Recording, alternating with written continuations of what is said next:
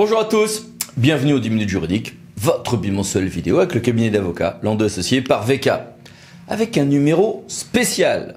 Normalement, tous les 15 jours, vous avez des brèves qui résument l'actualité, un dossier et un grand entretien. Là, tout comme l'an passé, on va traiter sans dossier, sans entretien, juste de l'actualité passée pendant cet été, une grande séance de rattrapage, 50 brèves pour 60 jours. 1. Dans la foulée de ce qu'avait posé le Conseil constitutionnel, le Conseil d'État nous a dit que la baisse exceptionnelle de la participation lors des scrutins électoraux de 2020 pourra être un aliment de l'analyse globale de l'insincérité du scrutin si d'autres vices sont établis, mais ça ne sera pas en soi-même un vice pouvant conduire à l'annulation du scrutin, sauf dans des cas exceptionnels, et quelques TA se sont engouffrés timidement dans cette brèche. À noter toujours en matière électorale que on a une décision du Conseil d'État intéressante sur les cas d'indemnisation dus par l'État s'il y a eu un défaut d'acheminement des bulletins de vote, et une autre décision qui confirme, enfin on le savait déjà, que c'est bien le 25 mai, et non pas le 23, que l'on avait la date limite de recours pour les contentieux électoraux au titre du premier tour. Évolution du juge aussi sur les questions de masques. On avait une grille de lecture très stricte en ce domaine, sous l'état d'urgence sanitaire. Maintenant que nous ne sommes plus en état d'urgence sanitaire, plusieurs TA ont appliqué exactement la même grille de lecture, mais avec des résultats contrastés, puisque maintenant, ils autorisent, dans un certain nombre de cas, des arrêtés municipaux en la matière, notamment TA de Nice et d'Amiens.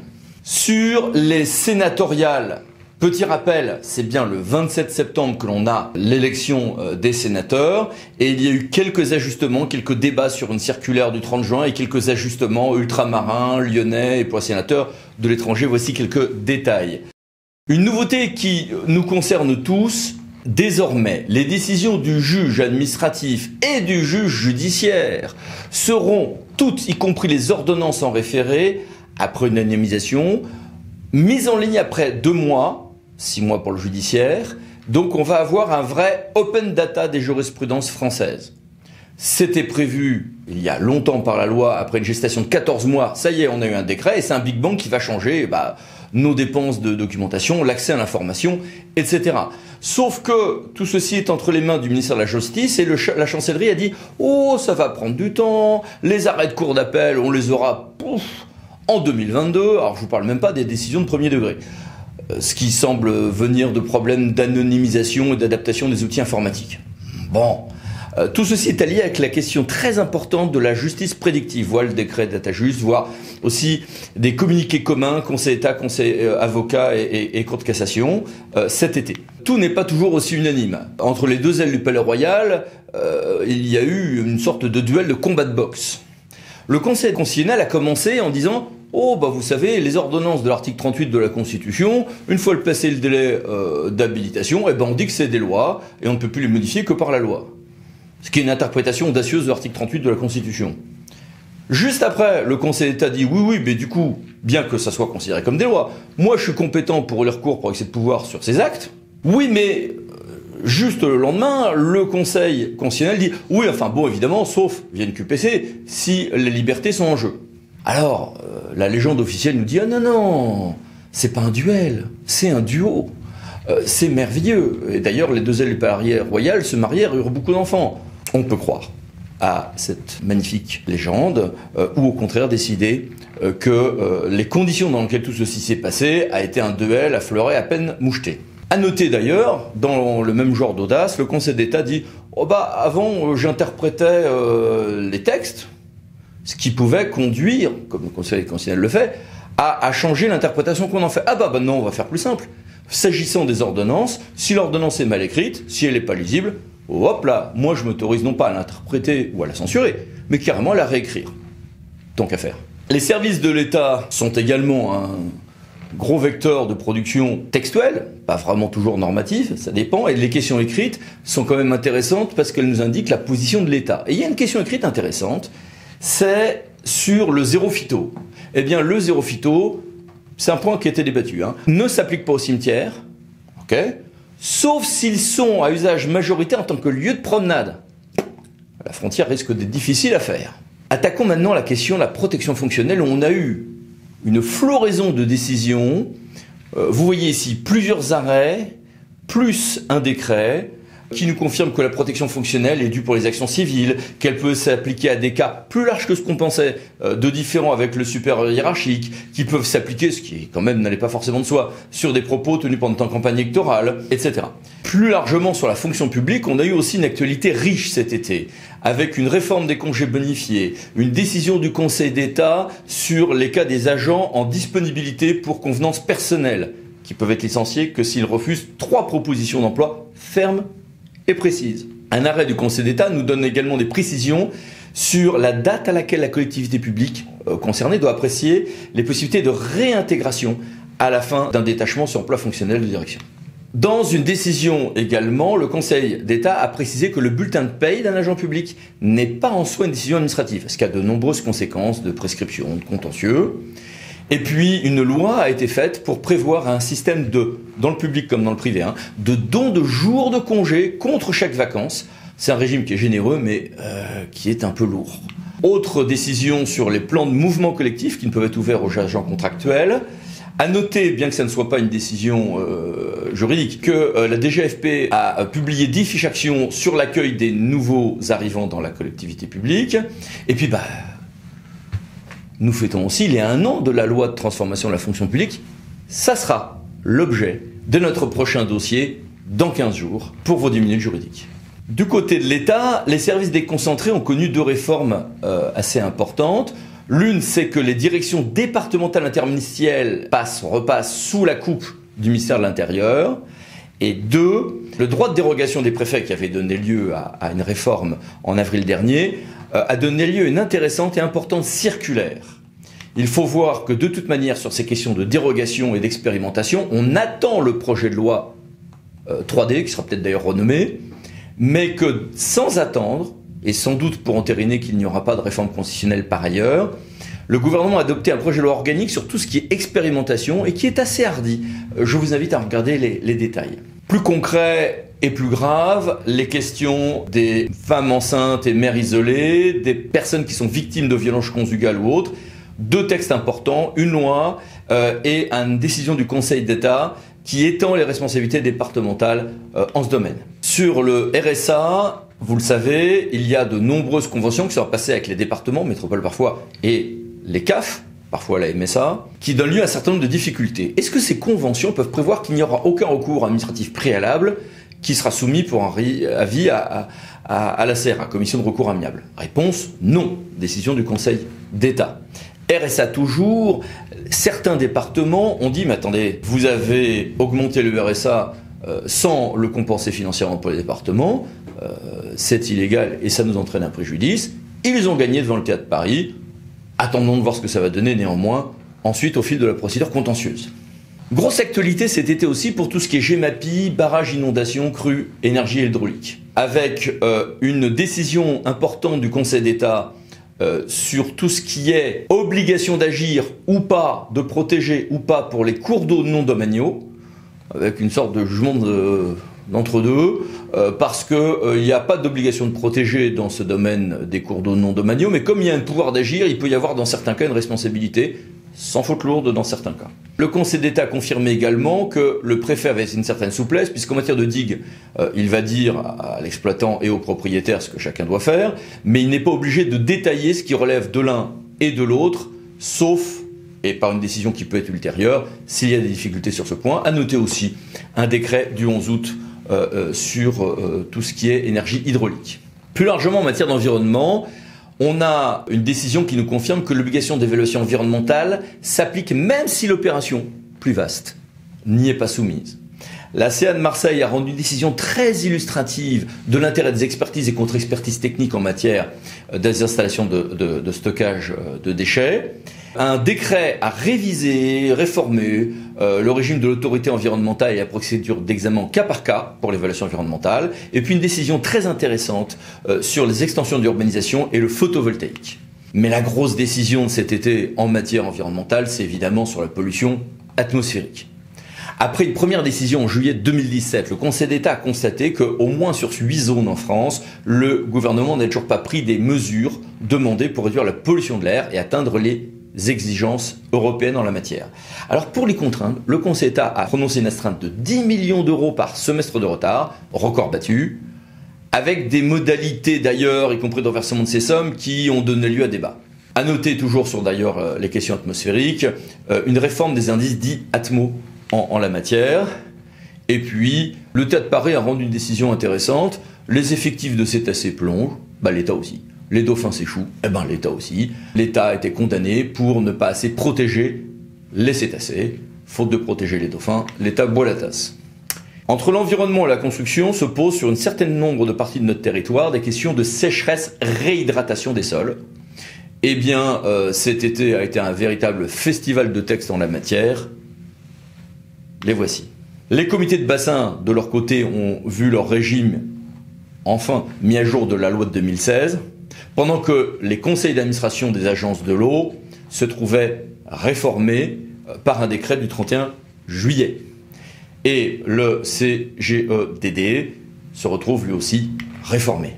À noter une certaine souplesse du Conseil constitutionnel qui nous dit que l'action en démolition d'un ouvrage irrégulièrement édifié ou installé ne pourra porter si le juge peut ordonner à sa place une mise en conformité et si celle-ci est acceptée par le propriétaire. Autre élément en matière d'urbanisme et d'aménagement, confirmation, non, les communes ne peuvent pas inventer des nouveaux moyens de financer les autorisations d'urbanisme, oui bien sûr, et une réforme des schémas d'aménagement régionaux propres au DOM. Le recours dirigé contre un permis modificatif suspend la période de validité du permis initial. Le Conseil d'État a rendu également plusieurs décisions. L'une qui donne une sorte de perche, une possibilité de régularisation pour les requérants étourdis pour un certain nombre de vices. Une exigence que le projet de la collectivité soit réaliste sur les droits de préemption urbains. Enfin, c'est plus confirmatif que nouveau. Acceptation aussi de certaines erreurs au stade des demandes de certificats d'urbanisme. Et puis le Conseil d'État nous a donné un véritable vade-mecum sur les permis de construire dans des zones à risque, ce qui est très intéressant. Autre élément de relative souplesse en fait pour les acteurs de terrain, c'est que pour tout ce qui est friche, pour lesquels d'ailleurs des outils statistiques ont été développés cet été, c'est passionnant. Et les commerces de centre-ville sont à prendre en considération par la CDAC, en urbanisme commercial donc, mais sans être en soi des paramètres d'irriment, c'est bien à prendre avec les autres éléments. Changeons de sujet, les contrats jeunes majeurs et le travail des services de l'ASE. Les départements peuvent prendre en compte, pour refuser un contrat jeune majeur, le comportement du jeune majeur. Certains d'entre vous vous demandez comment vous en êtes de vos objectifs loi SRU au regard de ce qu'on appelle les seuils de pression. Réponse avec un décret du 6 août. Sur le logement toujours, est-ce que le DALO, le droit au logement opposable, disparaît si l'intéressé est radié du fichier des demandeurs de logement social? Réponse par le Conseil d'État. Autre apport du juge, est-ce qu'un port de plaisance est intercommunalisé automatiquement au titre de la compétence zone d'activité économique? Oui, avaient dit parfois les préfets, notamment dans certains départements du Sud-Est. Non, pas obligatoirement, nous répond le TEA de Nice, reprenant en réalité sur ce point un élément qui avait été déjà dégagé par le Conseil d'État, mais dans une affaire où les enseignements n'en avaient pas toujours été tirés, notamment pas tirés par l'État. Autre élément lié à l'intercommunalisation, on a eu la loi Ferrand-Fesneau d'août 2018, puis d'ailleurs la loi engagement et proximité, qui ont permis à certaines communautés de communes de ne pas prendre, dans certains cas, les compétences eau et ou assainissement. Est-ce que, passant outre la minorité de blocage prévue par ces textes, on pouvait, au second semestre 2019, prendre quand même ces compétences par une extension normale de compétences, la procédure classique? Non, sinon c'est contourner la loi, nous dit bien évidemment le Conseil d'État. Passons aux déchets. Précision importante sur l'obligation du juge quand il y a un contentieux TOM, c'est les fameux contentieux au champ sur les TOM excédentaires, qui donnent lieu à de très très nombreux litiges. Exigence donc que le juge mène l'enquête. Ok. Et une ordonnance importante qui va un peu tous azimuts sur la gestion et la prévention des déchets. Allez, je vous en passe toute une série de commentaires qui nous décrivent ce qu'il y a dans ce texte. Vous pouvez mettre votre lecteur, votre visionneuse sur pause pour lire tout ceci. Visioconférence. Alors sur la visioconférence, il y a des spécificités pour les OPH, des spécificités pour certains territoires ultramarins, il y a des dérogations, y compris jusqu'à fin octobre, etc. Mais il y avait une autre dérogation propre à l'intercommunalité, prévue par la loi engagement de proximité, permettant des visioconférences dans certains cas, et qui est là cette fois-ci de manière pérenne, pas juste le régime Covid ou post-Covid. Eh bien, le décret sur ce point est sorti le 24 juillet 2020. On parlait de la Polynésie qui a d'ailleurs donné lieu à une interprétation très souple de son droit par le Conseil d'État, par un arrêt important publié au Recueil Le Bon, et qui peut s'appliquer donc sur un certain nombre de COM. Actualité très riche, et pas seulement sur le terrain des incendies pour les sapeurs-pompiers cet été. D'un strict point de vue juridique, on a eu une réforme du régime des directions, des contributions au service d'incendie et de secours, une revalorisation de l'indemnité de feu sous fond de tension sur ce point entre département et État, et un arrêté important sur la capitalisation des indices des sapeurs-pompiers professionnels. Texte également sur un tout autre sujet, c'est l'inscription scolaire. Pour l'instant, on n'avait pas de texte précis et se posait la question, dans certains cas, de certificat sur l'honneur ou de l'usage ou pas de duplicata. Réponse souple d'ailleurs, avec un décret en la matière. Décision du Conseil d'État amusante sur les questions de laïcité et de reprise dans l'identité visuelle de la commune, son blason en l'espèce, d'éléments qui sont certes religieux, mais qui sont en fait le patrimoine historique de la commune. Réponse nuancée et ouverte et conforme à beaucoup d'autres décisions dans d'autres domaines comparables. Conseil d'État, 15 juillet 2020. Gens du voyage. Il y a une procédure spéciale d'expulsion qui passe par le préfet. Mais est-ce que du coup le propriétaire ou le maire sont obligés de passer par cette procédure, ou est-ce qu'ils peuvent quand même engager un référé normal? Non, ils peuvent engager un référé normal, Conseil d'État, 16 juillet. 2 textes sur les réseaux de chaleur, froid et eau chaude sanitaire sont à noter. Un peu moins positif, à noter une réponse ministérielle à une question écrite parlementaire sur le SPANC qui sème un peu le trouble. Voici quelques détails. Et puis abordons maintenant le fait que cet été a été très riche en droit des contrats publics. Un été passionnant. D'abord, des nouveaux seuils temporaires de dispense de mise en concurrence, de procédure de mise en concurrence, avec des seuils qui montent à 70 000 € pour les travaux, 100 000 € pour les denrées alimentaires. Il y a eu toute une flopée d'arrêts du 10 juillet, passionnant sur les questions de droit des contrats. Un sur les droits d'entrée et les redevances qui ne sont pas justifiées dans le contrat de concession. Et qui, certes, ils doivent être justifiés à peine de nullité normalement, mais ça n'entraîne pas la nullité du contrat en entier, pas obligatoirement. De même qu'un contrat peut être annulable, mais néanmoins que l'on soit dans l'obligation d'appliquer ces clauses, alors que le contrat il est annulable, de règlement des différends sur ce point. Autre décision très importante, 2 décisions du même jour, sur le fait qu'un contrat administratif illégal peut être résilié unilatéralement, mais avec quelle indemnisation? Et que se passe-t-il si la nullité du contrat résulte de pratiques anticoncurrentielles de son co-contractant? Jusqu'à ces décisions de juillet 2020, l'évolution de ces derniers temps du juge avait été d'aller vers des décisions moins positives pour les collectivités en ce domaine, limitant les indemnisations, même en cas de pratique anticoncurrentielle, voire encadrant fortement les possibilités de résilier pour motif d'intérêt général en se fondant sur l'illégalité du contrat. Grands assouplissements par ces 2 décisions du 10 juillet. Est-ce que le juge peut annuler le lancement d'une DSP ou d'un marché de partenariat pour clause de prix excessif? Ça fait plusieurs décisions du juge que l'on sait que la réponse est oui à cette question, mais je voudrais attirer votre attention sur une décision du TAD Nancy qui est très intéressante sur le contrôle du juge à ce stade. Autre élément qui est au carrefour du droit de la voirie, des travaux et des déchets. On a une confirmation, c'est pas vraiment une surprise, que les déblais résultant des travaux sur la voie publique sont bien en droit des déchets, ce qui change tout quant à l'obligation notamment pour le producteur de ces déchets de s'assurer de leur élimination ou valorisation. Sauf sans doute, mais le Conseil d'État ne le dit pas, en cas de réemploi légal en matériaux. Décision aussi du Conseil d'État sur le point de savoir à quelles conditions un maire peut autoriser ou non le stationnement de véhicules sur les trottoirs. Réponse assez souple d'ailleurs, vous le verrez.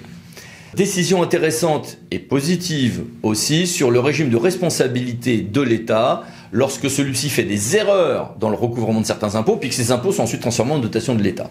Compensation de l'État toujours, avec 2 textes, une sur la dotation élue locale et l'autre sur le nouveau régime d'indemnisation des frais de garde ou d'assistance des élus. Il y a également un autre texte sur la prise en charge des frais d'assurance des collectivités au titre de la protection fonctionnelle. On l'a évoqué tout à l'heure avec la protection fonctionnelle. Tarif aussi, mais sur les fourrières, avec donc un arrêté du 3 août 2020. 2 décisions intéressantes sur les titres de recettes. Après un référé provision, on n'est pas obligé de faire un titre de recette, mais du coup, ce titre de recette étant superfétatoire, le juge a précisé les conséquences de l'éventuelle censure de ce qui a été décidé en référé provision. Et souplesse aussi sur le fait qu'un titre exécutoire, certes, doit comporter les prénoms, nom et qualité de son auteur, sauf dans les titres de recette entre personnes publiques. Comptabilité publique toujours, une instruction très attendue a été rendue sur les dépenses pouvant être payées sans ordonnancement ou avant service fait. Décision qui était très attendue aussi, est-ce que j'ai le droit de donner une subvention à une association qui par ailleurs a des positions de militantisme politique? Certes, ce n'est pas ma subvention qui va financer telle ou telle position de militantisme politique, ça serait illégal, mais est-ce que parce qu'elle a des positions qui visent notamment à des réformes législatives par rapport à l'état du droit français, eh bien j'ai l'interdiction de la subventionner? Réponse non. Conseil d'État 8 juillet 2020, position assez souple mais qui conduira du coup à des précautions lors des opérations de subventionnement pour bien cloisonner ce qui est subventionné et ce qui ne l'est pas. En matière de mobilité, 3 textes importants, 2 décrets qui sont vraiment un balayage réglementaire post-l'homme, l'ordonnance des mobilités, et une ordonnance importante du 29 juillet 2020, mais qui concerne assez peu les collectivités sur les questions notamment de sécurité dans le code des transports.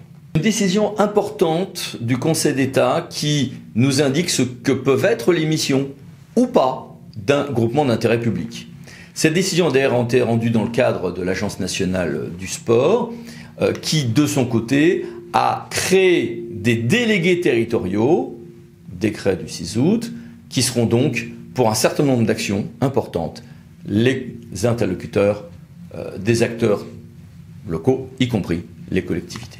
Collectivités qui doivent penser à faire former leurs élus, notamment de nouveaux élus. Le régime en la matière est très compliqué. Parmi les dispositifs à ce propos, il y a le droit individuel à la formation qui est compliqué de maniement. Bonne nouvelle, on a enfin un mode d'emploi clair avec un décret qui a intervenu cet été. Mauvaise nouvelle, les montants retenus par heure ne permettront pas d'aller bien loin. Décision importante aussi sur les transferts de biens domaniaux en intercommunalité en l'espèce, donc entre personnes publiques. Une délibération, si elle est précise et non soumise à des conditions entre collectivités publiques, est bien en soi un acte créateur de droit, ce qui a des conséquences sur la réalité des engagements, sur les possibilités de retrait, etc., qui est tout à fait déterminante. CLET. Alors l'immense majorité des EPCF fiscalité propre visent un régime de fiscalité professionnelle unique. Et donc ils ont un régime important d'indemnisation et de neutralisation des transferts de charges qui font intervenir la commission locale d'évaluation et de transfert de charges.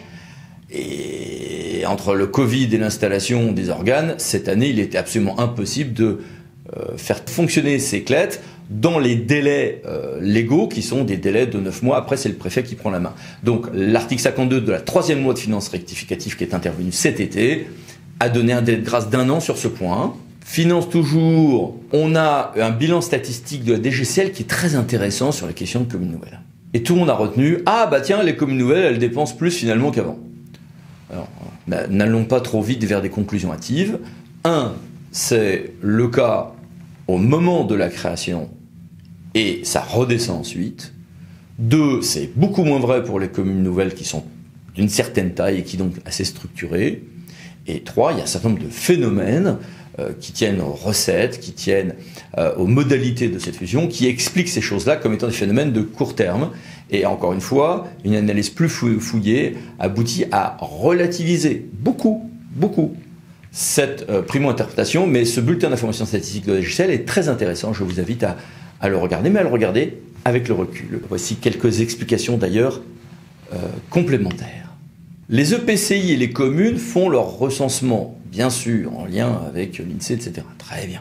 Une loi de 2019 permettait à certaines communes ou intercommunalités d'expérimenter le fait de le faire par une entreprise. Sujet qui n'est pas très consensuel. Eh bien, qui peut le faire? Eh bien, réponse par un décret du 24 juillet. Et puis, nous diffusons cette vidéo lundi 24 août 2020. Eh bien, c'est aujourd'hui, lundi 24 août 2020, qu'il y a l'échéance, la date limite de dépôt des déclarations de situation patrimoniale pour un certain nombre de maires et d'adjoints et de collaborateurs de cabinet. Voici quelques détails. Voilà, c'était en très résumé l'actualité de CTD 2020. À suivre et surtout retrouvons-nous dans 15 jours pour une nouvelle vidéo Les 10 minutes juridiques par Lando Associés pour VK. Pensez à vous abonner juste après et puis à bientôt. Merci, au revoir.